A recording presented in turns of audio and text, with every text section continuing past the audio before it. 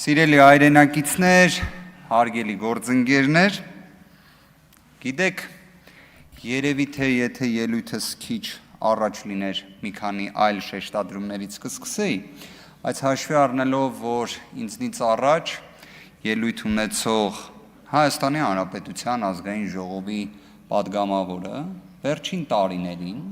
ես չեմ կարծում նույնիսկ, որ հենց քաղաքացիական պայմանագիր խմբակցության падգամավորները ունենան այլ կարծիք, նշված անձը ատելության խոսք տարածող է։ Ատելության խոսք տարածող է։ Հասարակությանը պառակտող հայտարարություններ անող։ Ընդհանրապես անընդունելի վարքագիծ է դա ըստ էության։ Այն, որ դա իրավական հետևանքներ պետք է առաջացնի, միանշանակ է։ Բայց եթե չեմ սխալվում, նույն նշված Հայաստանի Հանրապետության ազգային ժողովի падգամավորը մշտապես առնչվել է այնպիսի իրավիճակի հետ, որ հանդիսանում է սեփականատեր մի լրատվական կայքի, բայց որին հնարավորություն չի լինում նույնիսկ զրպարտության հայց ներկայացնելու, որովհետև քողարկում է իր սեփականատեր լինելը։ Ես առաջարկում եմ, որ մյուս ելույթը նշված Հայաստանի Հանրապետության ազգային ժողովի падգամավորը բացահայտի իր առնչությունը հայտնի ֆեյք մի կայքի հետ, հստակ արձանագրի իր առնչությունը դրա հետ եւ բացահայտի դրա դեմ իրավական գործիքակազմի իրացման մեխանիզմները։ Իդեպ, ես հիշում եմ, կարծես հենց երեկ էլ խոսքեր չէ գնում զրպարտության հայցերի եւ այլն, ձեր դեմ քանիցս կարելի է զրպարտության հայցեր ներկայացնել, բայց դուք բացահայտեք, որ դուք եք այդ կայքի սեփականատերը, դրա բոլոր բովանդակության պատասխանատուն։ Բայց նաեւ կարծում եմ ինչն է պետք հաշվի առնել։ Այս ամբիոնից եւ այս նիստերի դահլիճում գործում է հետեւյալ կանոնը. վիրավորական արտահայտությունները թույլատրելի չեն։ Վիրավորական արտահայտությունները թույլատրելի չեն։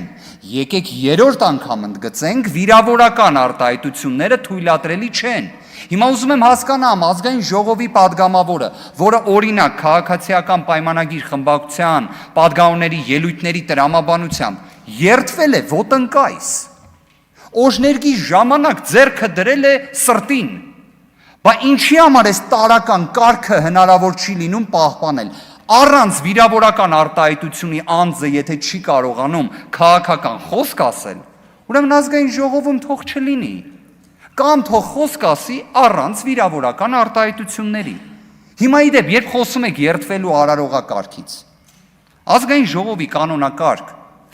սահմանադրական օրենքը գիտեք, որ փուլում է նախատեսում երդվելու գործողությունը։ Կոնկրետ գործողություն կա, որ նախորդում է երդվելուն։ Դրանք են ամենայն հայոց կաթողիկոսի եւ հանրապետության նախագահի ողջունի ելույթներին են հաջորդում։ Հիմա մի բան կարող է ես եմ շփոթվում։ Օգոստոսի 2-ին ամենայն հայոց կաթողիկոս Գարեգին Բ. Վեհափառ հայրապետը ելույթի իրավունք չի ունեցել այս նիստերի դահլիճում։ Դուք պատասխանատուները, իդեպ ես կդժվարանամ հիմա հստակ մատնացույց անել, թե ով է եղել պատասխանատուն, բայց փաստը այն է, որ այդ մասով կարգի խախտում տեղի ունեցել է։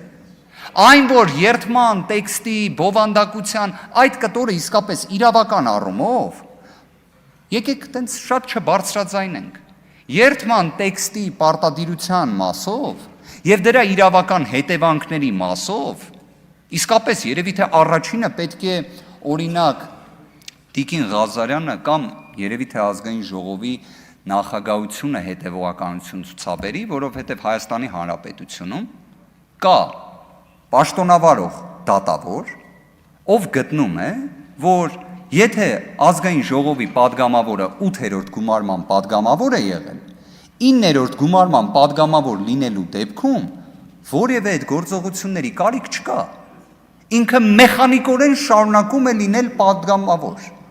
Նշված դատավորը բացահայտեմ, դա Կարեն Վարխոյանն է։ Իդեպ նույն 2008 թվականի ժամանակահատվածում մենք առնվազն խոսել ենք Մնացական Մարտիրոսյանի մասին, գաղտնազերծվել է մեկ կին դատավոր, որի անուն ազգանունը կպարզենք հնդացս, բայց նաև բացահայտենք Կարեն Վարխոյանին, որովհետև Արթուր Սարգսյանը այստեղ նստած չէ մեկ պատճառաբանությամբ, որ Կարեն Վարխոյանը գտնում է, որ եթե անձը 8-րդ գումարման падգամավոր է, падգամավորի տեխնացու է դառնում եւ կրկին ստանում է ժողովրդի քվե 9-րդ գումարման падգամավոր լինելու, դա ավտոմատ падգամավորի կարգավիճակի պահպանում է, շարունակական ինստիտուտ է։ Հիմա օրինակ դուք խոսում եք երթվել չերթվելու մասին, ասում եմ կոնկրետ դատավոր կա, որ ասում է դա ընդհանրապես նշանակություն չունի։ Մյուս հանգամանքը։ Մենք խոսեցինք երեք բավականին կարևոր հարցի մասին, ափսոս գործընկերով երեք այդ հանգամանքը ընդգծեց, մենք խոսում էինք, որ պետությունը էֆեկտիվ կառավարիչ չէ։ Պետական համակարգը էֆեկտիվ կառավարիչ չէ մասնավոր ընկերությունների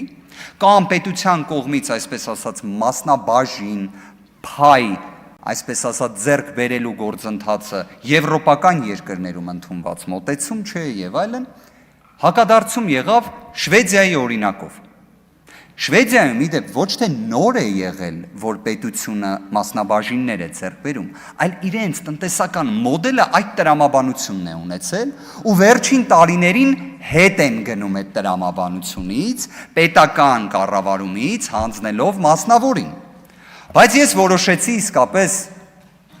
օգտագործել ժամանակակից գործիքները,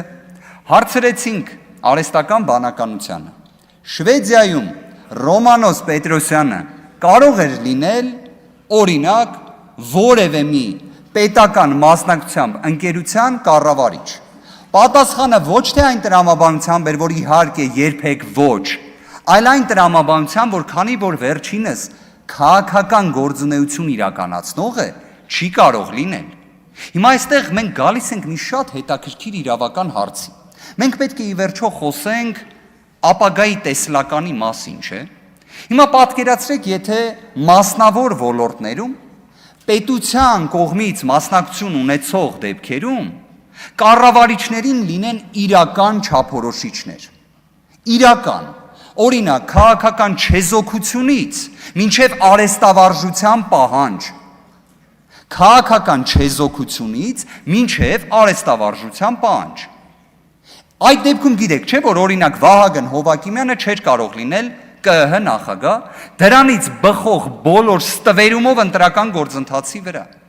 Կամ օրինակ Վլադիմիր Վարդանյանը չէր կարող սահմանադրական դատարանի դատավոր լինել։ Եվս, եթե այդ չափորոշիչները մշակվեն, բայց իդեպ մի հետաքրքիր հանգամանք, պատկերացնում եք տարիներ առաջ դուք պատկերացնեիք, սիրելի հայրենակիցներ, որ քաղաքացիական պայմանագիրը իր հակադարձումներում պետք է պաշտպանվի այն մոտեցումներով, որի դեմ պայքարել է։ Դուք գիտեք, որ ելք խմբակցությունը այնտեղ նստած ժամանակին 2018 թվականին քննադատում էր հենց սահմանադրական դատարանի կազմավորման հարցերը իբրև քաղաքական պատկանելիության կոնտեքստում եւ հենց նույն քաղաքացիական պայմանագիրը ընտրեց դրանից ավելի ցայտուն օրինակ։ Ապագայի տեսլականը դրա մասին պետք է լինի։ Լինեն չափորոշիչներ, հարգվեն այդ չափորոշիչները եւ դա է լինելու իրականում մեր հայրենակիցների համար տեսանելի արդյունքը։ Գործընկերներից մեկն էլ կարծես եւս ներկա չի։ Ապոկալիպտիկ կանխատեսումներ էր անում ուժեղ Հայաստանի վերաբերյալ, չզլացավ նույնիսկ իմ անունն էլ հիշատակեց,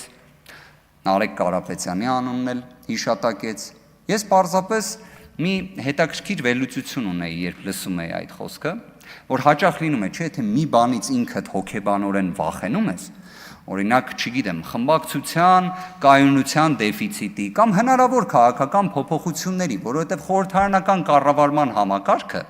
միջազգային փորձում, եվրոպական փորձում, թեև 5 տարի ժամկետով ընտրություններ են լինում, բայց ընթացքում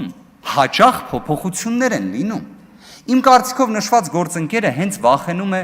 քաղաքացիական պայմանագիր խմբակցության կայունությունից։ Բայց մի բան իմ մասով ասեմ, որ այո, եթե գործընկերը այդ ժամանակ տեսնի այդ փոփոխությունները, ես կլինեմ նստած այս նիստերի դահլիճում,